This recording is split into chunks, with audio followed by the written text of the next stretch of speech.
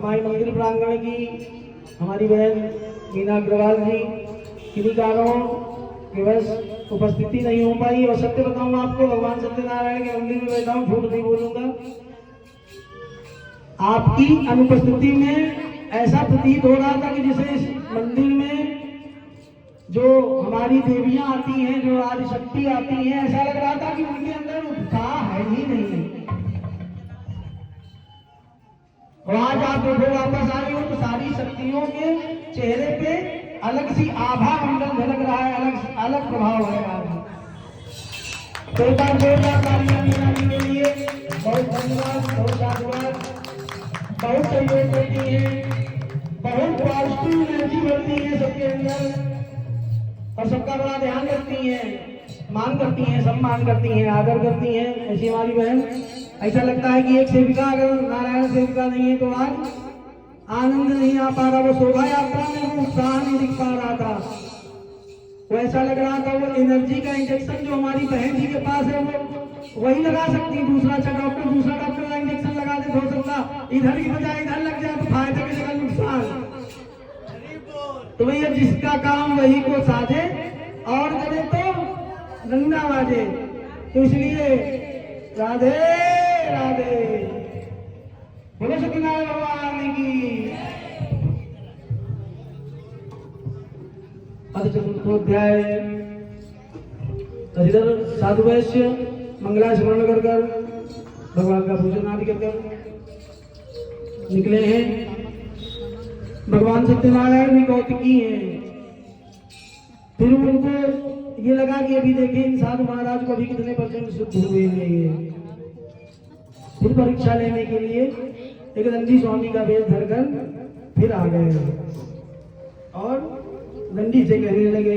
क्या कह रहे हैं कि दंडी से कहने लगे साधु, दंडी से कहने लगे साधु, हम पर महाराज धरा क्या है, हम पर महाराज धरा क्या है। लता पत्र विष्णु काम, है लता पत्र विष्णु काम, शांति है और सोना है, शांति है।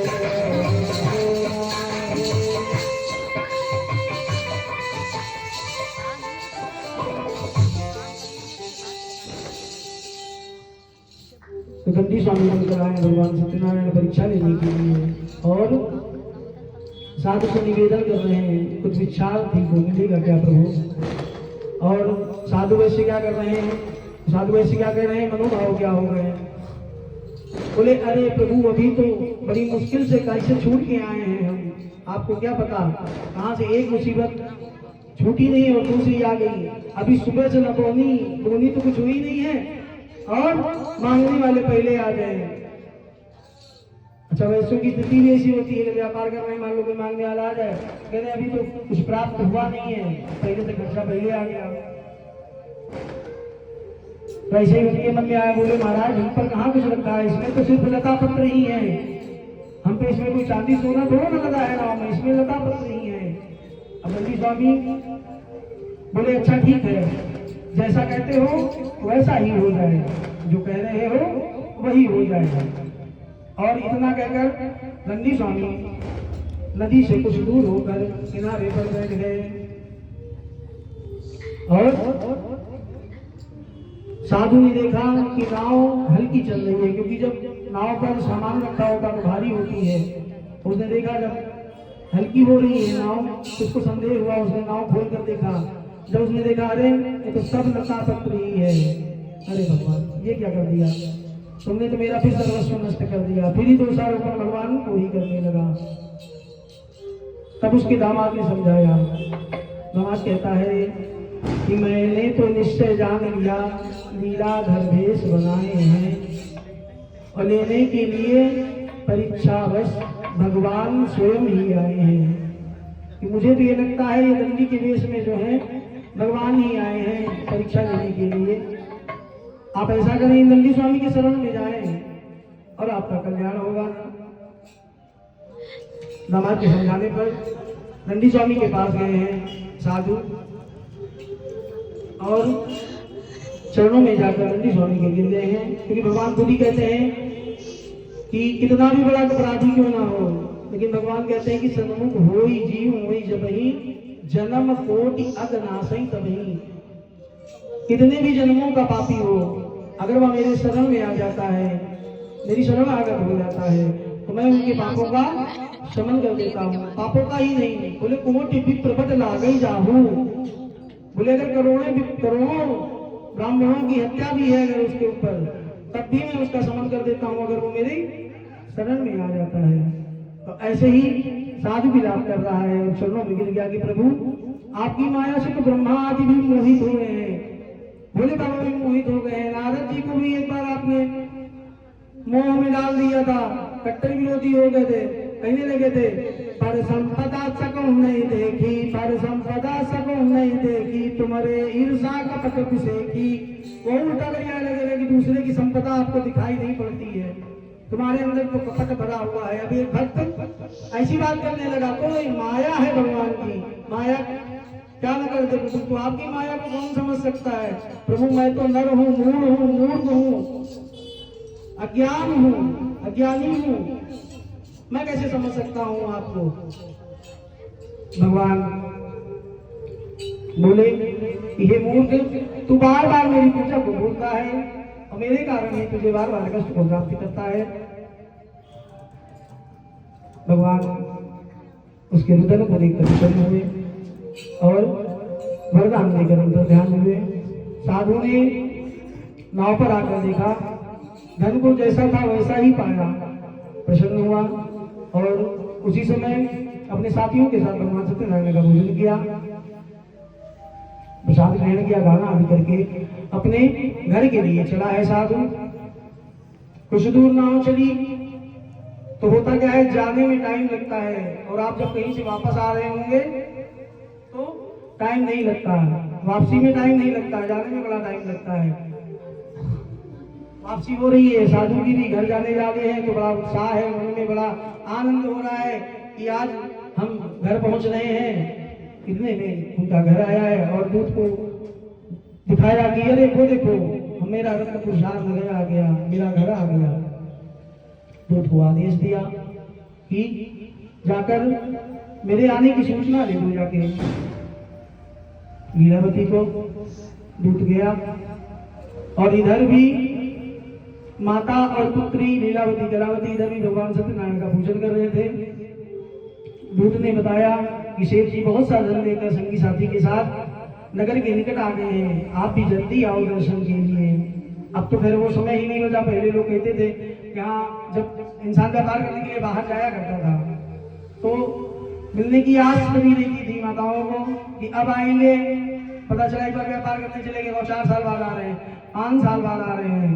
तो उत्सुकता के कारण कि मिलन के लिए कि हमारे स्वामी आ रहे हैं, हमारे पतिदेव आ रहे हैं, माता गई और पुत्री से यह कह गई कि व्रत समाप्त कर लेना और उसके बाद आप भी अपने पति के दर्शन के लिए आना। और वही स्थिति महाकलावती की भी है। इधर नई नई शादी तो हुई थी, कितने दिन रहे होंगे साहब, अभी नई नई शादी हुई थी, पति चले गए प्रदेश, आने की सूचना मिली और वह भी उस उत्साह में भूल गई कि भगवान सत्यनारायण का पूजन समाप्त किया और अपराध क्या कर दिया, प्रसाद लेना भूल गई उस उत्साह के चक्कर में। और सहेलियों से बुला लिया, एक छोटी सी नदी है, बना दिया आप लोगों को, केवल पैर प्रयास करना शायद बच जाए, उसे बचेगा नहीं।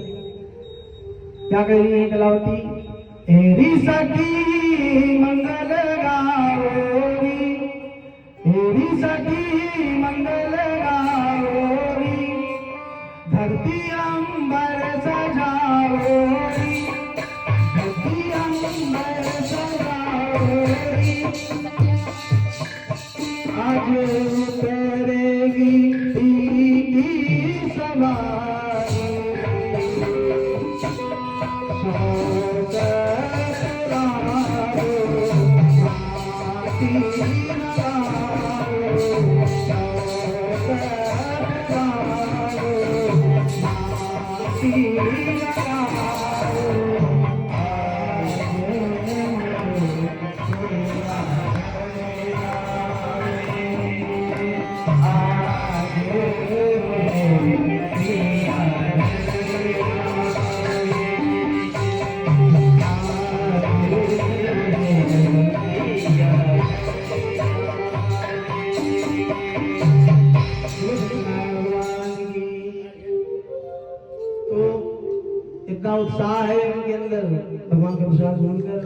पति के दर्शन के लिए गई, प्रसाद त्यागने की वजह से। अच्छा, भगवान केवल झूठ के लिए बैठे हैं, इसीलिए थोड़ा डरते भी हैं लोग भगवान सत्यनारायण से। हमने अपने बचपन में देखा है, अगर शादी हो गई, बहुरिया आ गई, तो बोले सत्यनारायण व्रत कथा करा लो, तो डर के मारे लोग कराते थे भगवान सत्यनारायण की कथा। शायद मुझे यहाँ तक याद है, और आज से 25 साल पहले राहु केतु शनि इनकी पूजाएं लोग नहीं करा पाते थे, महामृत्युंजय नहीं करा पाते थे, चचंडी महायज्ञ लोग नहीं करा पाते थे, भगवान दूध ब्राह्मण का रुद्राभिषेक लोग नहीं करा पाते थे। एक छोटी पूजा यही ऐसी सुलभ थी कि आप घर प्रवेश करना है, बोले क्या करें, बोले सत्यनारायण भगवान कथा सुन लो। है लड़के का मुंडन हुआ, बोले क्या करना है, बोले सत्यनारायण भगवान की कथा सुन लो। बिटिया पास हो गई, बोले खुशी हुई कि बोली छोटी पूजा कौन है, बोली सत्यनारायण भगवान कथा कर सुन लो। तो छोटे बड़े सब में सम्मिलित होते भगवान सत्यनारायण। आज थोड़ा सा कम हो गया, भाव हो गया, इसलिए दास ने ये प्रयास किया है। मेरी यह इच्छा है कि मैं घूम घूम के सत्यनारायण भगवान की कथा को, कम से कम विश्व में इच्छा है मेरी गाने की, लेकिन कम से कम इच्छा है कि कानपुर में गा डालूं इस कथा को।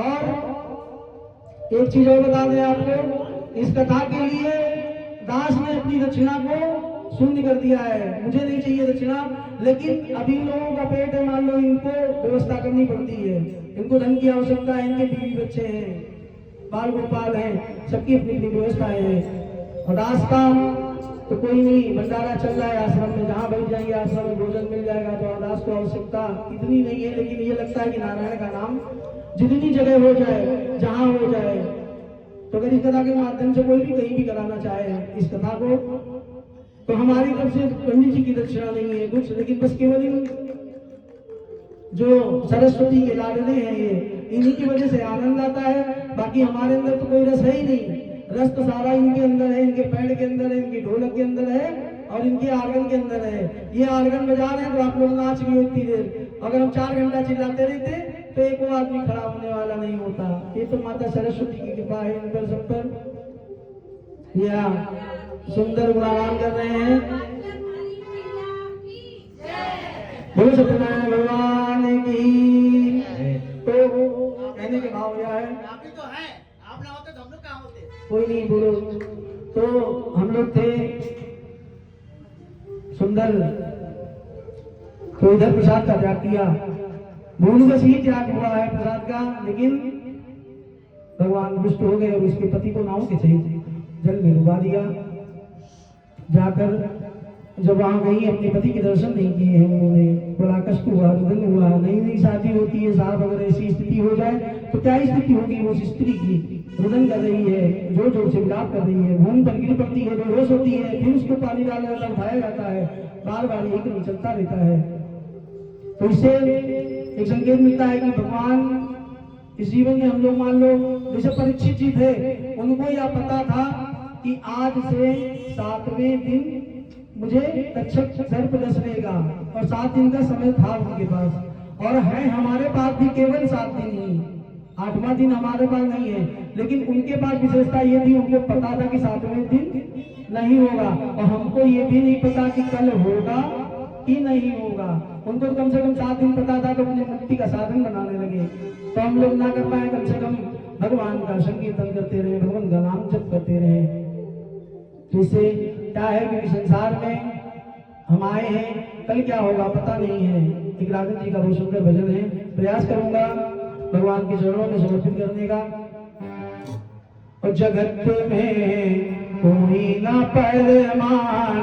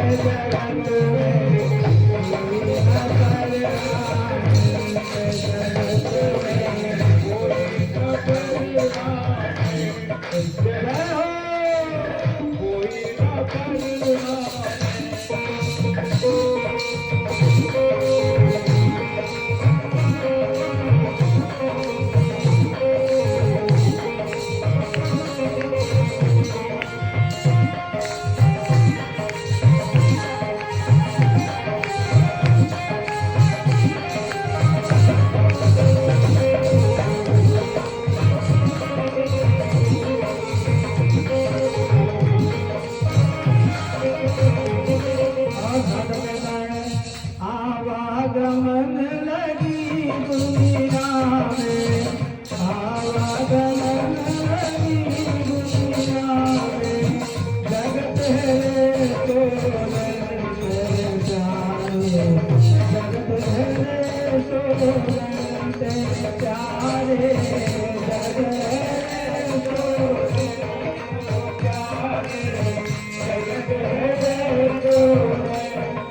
और क्या होगा बोले अंत समय में उड़ जाएंगे अंत समय में उड़ जाएंगे तेरे बंदों के कोई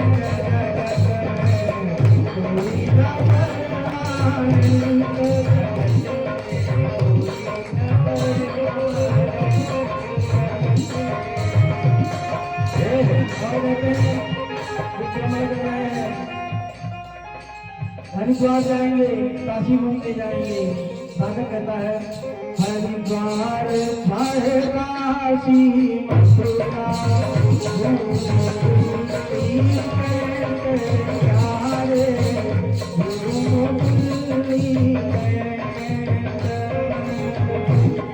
और क्या होगा है बोले मन में नाम प्रभु का राखो मन में नाम प्रभु का राखो कोटि बनो चाहे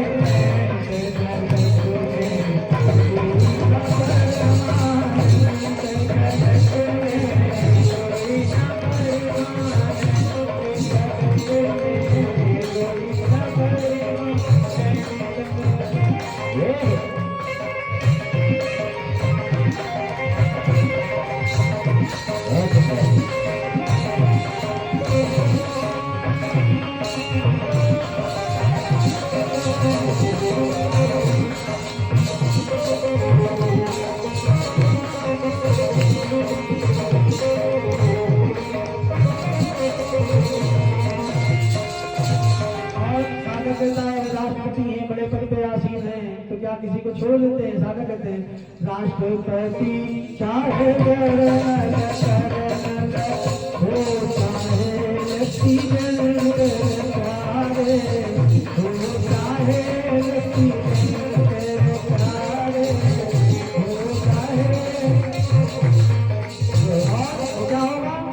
बोले काल सभी को खा जाएगा काल सभी को खा जाएगा लेकिन हो यार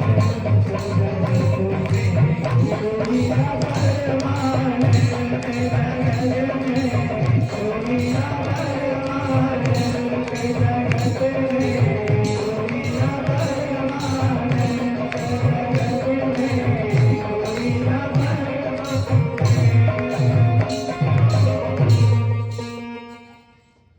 भगवान की और की प्रार्थना की इधर वैश्य को चुनाव हुआ या भगवान सत्यनारायण ने ही हरण किया है वह भगवान सत्यनारायण की शरण किया स्तुति की प्रार्थना की भगवान जो कुछ पाप अपराध हमसे हुए हैं उनको क्षमा करें और भगवान सत्यनारायण स्तुति सुनकर प्रसन्न हुए आकाशवाणी हुई कि तुम्हारी बेटी प्रसाद का त्याग करके अपने पति के दर्शन के लिए आई है अगर यह घर जाकर पुनः भगवान सत्यनारायण का प्रसाद ग्रहण करेगी और वापस आएगी तो इसका सुजन पति यहाँ मिलेगा उसमें कोई संदेह नहीं है यह आकाशवाणी सुनी बेटी ने कलावती घर गई पुनः प्रसाद ग्रहण कर वापस आई है अपने सुजन पति के दर्शन किए हैं सब प्रसन्न होकर सब परिवार अपने घर आए और हर संक्रांति पूर्णमासी को भगवान सत्यनारायण का पूजन करते रहे विधि विधान से इस जीवन काल में ऐश्वर्य को भोग कर भगवान श्री नारायण के लोक को गए इसी स्कंद पुराण खंडे सत्यनारायण भगवान की